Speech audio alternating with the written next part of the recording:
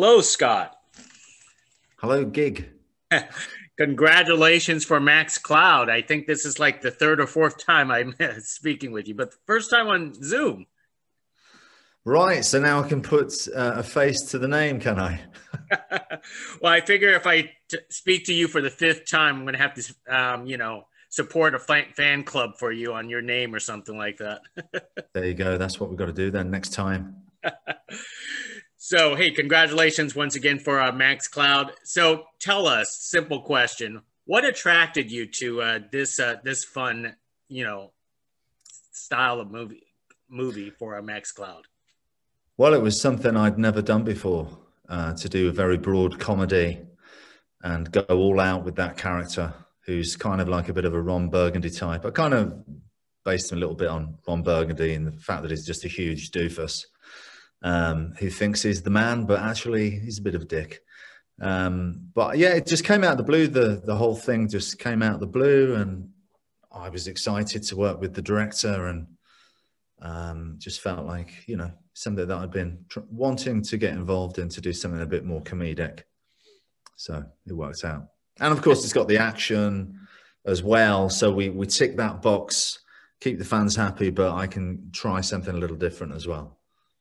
So how did you want to approach playing Max Cloud? Because this is different. You've never done it before. And this is comedy, because a lot of your roles are very, very serious and dark. They have been serious and dark. I mean, lately I've explored more of the comedic side in my most recent movies, I would say. And, I've had good feedback about that. But for something like this, it's very broad.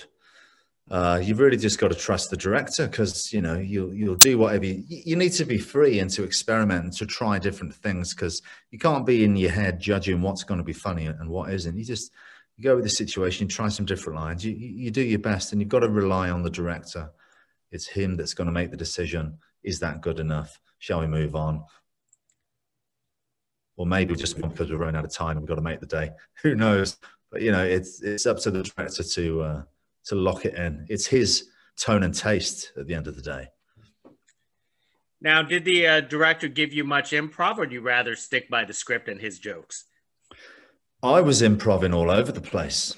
I think he didn't know what he was going to get. I mean, there's two, I'm sure there's probably more, but there's two things I can think of off the top of my head that I just improved. One of them was I blow some guy's head off and say, oh, that guy's head came completely off his shoulders. And he seems to like that. That's in the movie. And there's this other bit at the end of a fight scene where I just started freestyling, which you shouldn't really do in a fight scene because, someone's going to get hurt. But it was at the end. And I just started stabbing this guy about 10 times and then fell over. And they loved it. They kept it in the film. I mean, that was an improv. So, yeah. Now, because of the fact of your previous role, who is the real Scott? Are you actually funny in real life? I like to think so. But I don't know. Ask my wife. No, I've always had a healthy sense of humor. When I was a kid, I was a big fan of, like Blackadder and Monty Python and Bottom and British comedy shows. And actually, when I was a kid, not many people know this about me, but I was the kid that made the home movies and got all of his mates together, and they made the films. They were terrible. I've still got them. But not only was I making these action films with my mates, but I would do like comedy sketches and all that sort of stuff. So I've always been into it. I just think I've been hiding it from people till recently.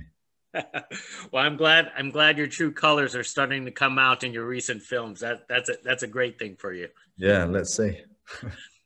Now, one of the things that this film also marked is the action is quite a little bit different from your previous films, because your previous films, the action is like very realistic and very violent. But this one, you're talking about trying to act with video game violence. And sometimes you have to it almost looked like you had to pull some punches. Could you talk about that?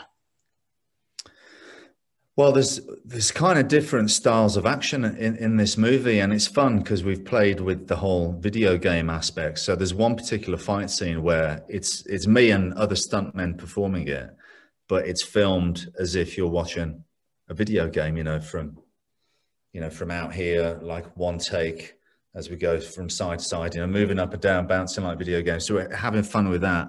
There's another great sequence in the middle of the film, which is my favorite action sequence, and it's brilliantly choreographed by Andy Long from the Jackie Chan stunt team. And I think that was a lot of fun. Everything links together as if it's in one shot, and it goes from slow-mo to fast, and there's a hyper violence. I thought that was a lot of fun. And then at the end, again, we do it in a different way where it's like you're almost properly in a video game. So, the director had a lot of fun with coming up with different ways of shooting the action scenes that take place in the movie. Is the fight choreography training a little bit different this time around for Max Cloud than your previous projects because of this? I didn't do any training. Some of the other actors did. But I turned up and was like, what? Come on, what do I need to train for? This is my bread and butter. How dare you?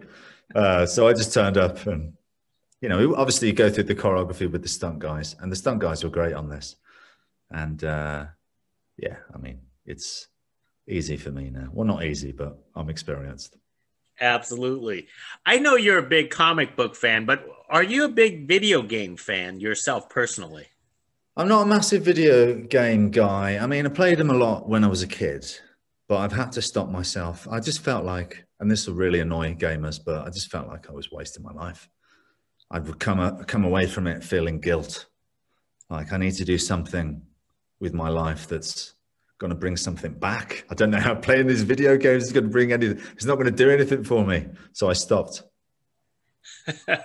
So I guess I'm kind of like the father in the movie. That's the way he talks to his daughter, right? So the only video game experience is probably the 8-bit video games that's portrayed in the movies that you're Exactly. That's it. In the 90s, Commodore 64, Amiga, N64, Nintendo 64, all that stuff. It's funny. I remember all those machines too. Yeah. Now, and one of the things about this movie that a lot of people will realize if they watch it, lots of green screen, obviously, right? So talk about the VFX and the green screen that's actually being used and basically acting with the green screen practically the whole time for you. To be honest, there's less green screen than I think you realize. It was mostly on the set. Obviously, looking out the window is a green screen, and they've digitally, made the planet heinous after the fact. But what it was a set from another movie that we were able to repurpose for this one, make it look very video gamey, and we would extend the set to look like another part of the spaceship, redress it and all the rest of it. But most of it for me was a set. And I think that they did a great job, and it was lit really well. I love the colors and the look of the movie. I think it looks great.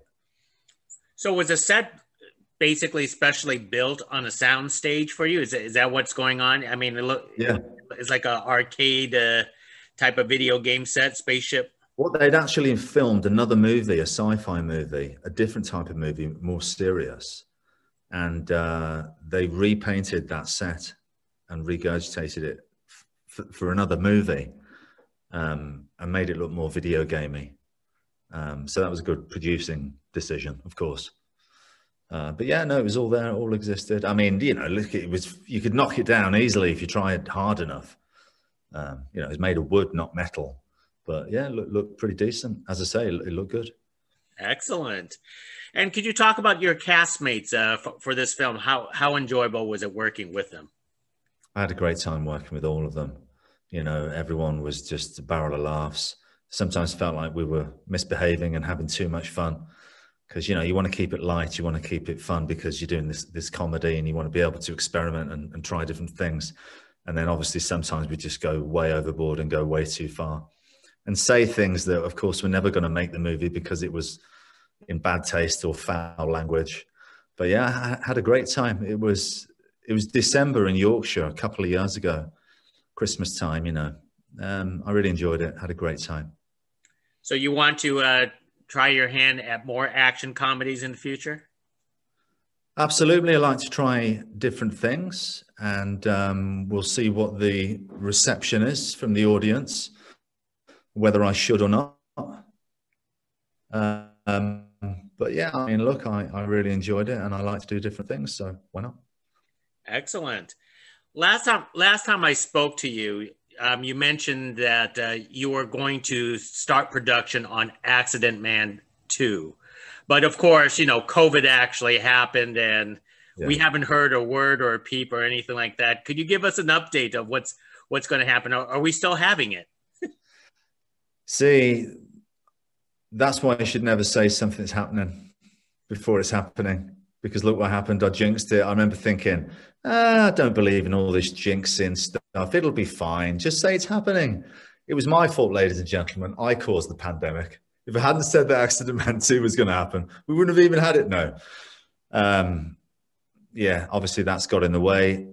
There's certain movies that are difficult to film in this situation. If you've got a movie with a lot of extras, like all those extras have got to be tested before they're allowed on the set. If you're Batman or a massive Marvel movie and you've got $150 million to play with, no problem. You can deal with it. Just shut down for 2 weeks if somebody catches COVID. On these smaller movies, that is not the case. So it's on hold until hopefully we get this under control a bit more and do it in the future, hopefully. Excellent. Well, let me have one more question to wrap it up, because it's crazy times right now. You're safe over there. I'm actually assuming you're in London right now, England right now. Yeah. I'm here in the United States. But I've been in the United States. I was in Alabama filming for the last 4 weeks. Oh, really? Because I was gonna ask, is like how are you staying sane and creative? All this time. Well, what I did do over the lockdown was I started up my YouTube show, The Art of Action, where I would interview other sort of action stars and stuntmen and directors. And that went down really well. So that kept me busy. And then, yeah, when the pandemic started, I was making this film with Dolph Lundgren and Castle Falls. And we got shut down. We only shot one day. And 6 months later, I managed to get back out there and complete the movie. It wasn't easy with all the COVID restrictions, and we got shut down a couple of times because of sometimes a false positive and another time a positive. It wasn't easy, but we got through it, and I'm happy with what we did. So it's being edited now. We'll see how it turns out. Excellent. And for your own personal workouts, because a lot of gyms are closed, how are you handling this, or you just have a private gym for yourself? I've got a gym in my garage. I'm very lucky. So yes, lucky me. I could just go in the garage and train. But obviously I've not got all the weights that I would normally have access to. But in England now, at this very moment, the gyms are open. So luckily we can train. Well, luckily, they're administering the vaccines right now as we speak. So, hey, Scott, once again, congratulations for Max Cloud. I am so glad to finally speak to you face to face like this. You too. Yeah, I enjoyed it. And next time as well, as you say, next time make it even more special. That's right. Next time I'll be the president of your fan club. There you go. Look forward to it. Thank you, Scott. Bye now. Okay. Thanks, mate.